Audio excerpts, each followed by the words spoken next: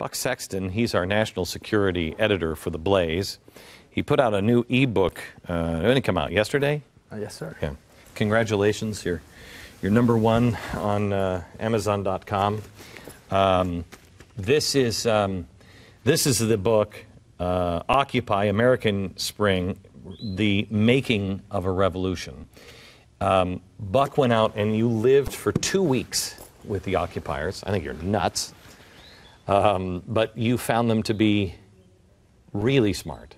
Varied. Some of them very smart. Some of them not that smart. Well, really depends on who you talk to. But the leaders. Oh, absolutely. Brilliant. I mean, the leaders could have real discussions with you about obscure political philosophers. I mean, a lot of them had actually really done their reading, and they have a much better understanding of where they think this is going than the folks who are being smelly. So where do they say it's going? They think it's going to revolution. They think it's going to radical change. That's what they're out there for.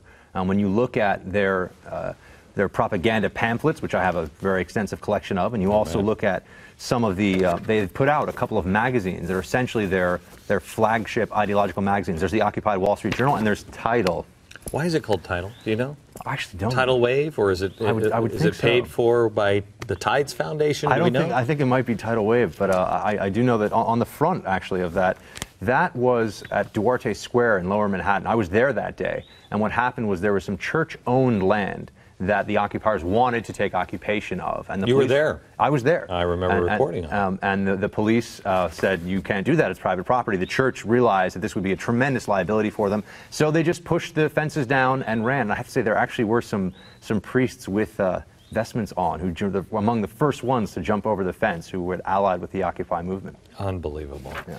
Okay, this here is the blocking of the Triborough Bridge. And this is when they were, again in this, so they're teaching people, hey, this is what's worked before, block the bridge. And this is what concerns me. Can we bring up the maps of where they're hanging out now? Do we have the maps of Union Square? Do you have that? Because I think this is fascinating. And I think you were the first person I called when I said they're going to Union Square, not Zuccotti Park. This is really strategic. Why? Well, there are a couple things. One, Union Square is a major hub, so you have a bunch of the subway lines in New York City all coming together. That means two things. You have a lot of foot traffic along here, people coming in and out of the subways, changing, a lot of people also dispersing out of the subway. So whatever's going on, there's always now a table where they're handing out pamphlets on anarchy, on Marxism, on racist police force, whatever the case may be that day. They're there, and they have a lot of people walking in and out. So it's like an enormous Occupy billboard there. Right. Hang on just a second. This is important. Could you put the subway map up? This is New York City, and what people don't in the rest of the country understand, New York City is like any body. You shut an artery off, and it dies. This is an artery. Can you zoom in on there? There it is. Let's see, where's Union Square? Here's Union Square right here, right? 14th and Union. That's right here. Okay, so you see there's three major subway lines that go go right there on Union Square. 34 million people a year commute through that place. So you shut that off, what happens? The city comes to a halt, basically. You'd have a version of what the city under Mayor Giuliani didn't allow, which was when the MTA workers wanted to go on strike, and he said no, because that will literally cripple the city of New York, and he threatened to fine them tens of thousands of dollars a person a day. It was because that he understood the stakes. If you actually shut this area down, you will cripple the entire transportation system for the city of New York. Just one area. It's a node of control. Now go back to the other map, if you will, Sarah. Thank you. What else is there? Well, you have a few things.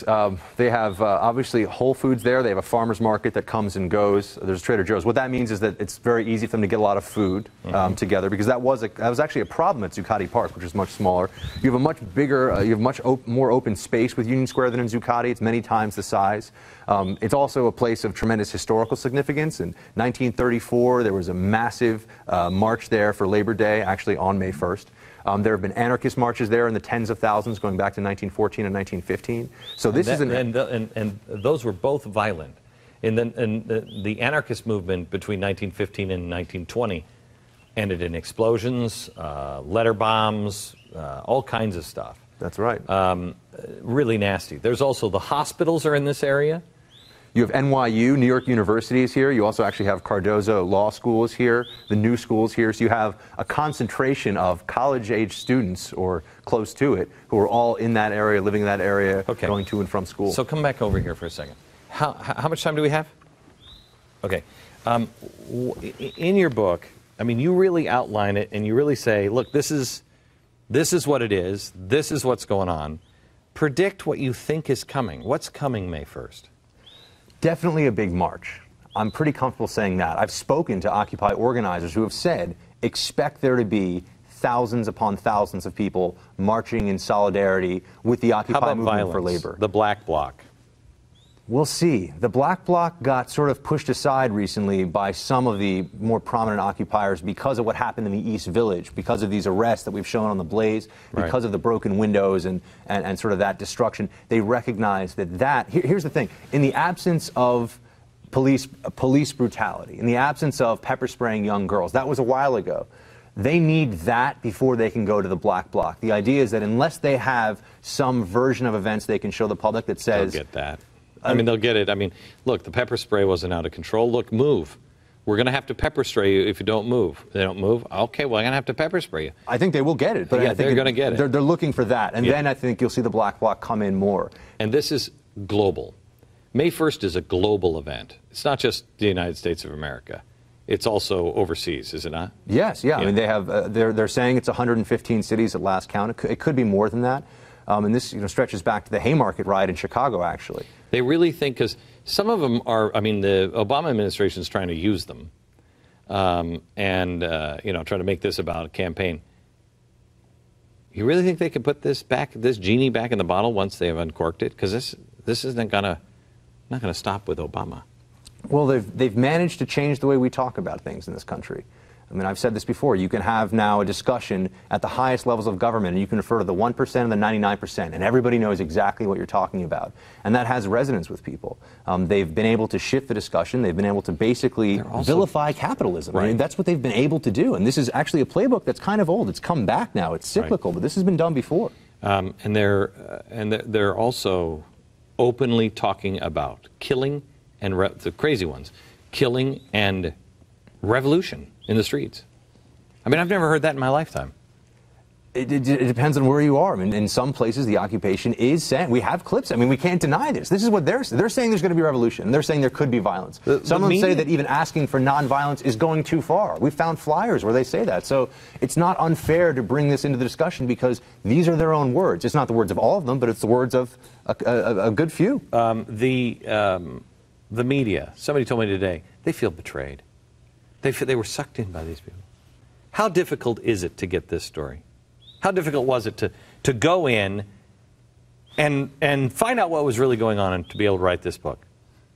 It wasn't hard. They're willing to talk to anybody who wants to talk to them. That's right. Infiltration basically required an open mind and a willingness to discuss politics with people that you may not come across otherwise. I want you to go right now, go to the website, go to Amazon.com or Barnes & Noble and get Occupy, American Spring by Buck Sexton. Works for the Blaze. Important information he's been working on for a long time. Quite honestly, as a guy who works for me, the reason why I said at the beginning, he goes into the center of Occupy and lives there for 2 weeks. You ain't doing that again, are you? I don't think that's going to fly this time. Yeah, I don't think so either. Thanks a lot, Buck. Appreciate it. Thank you. Back in a minute.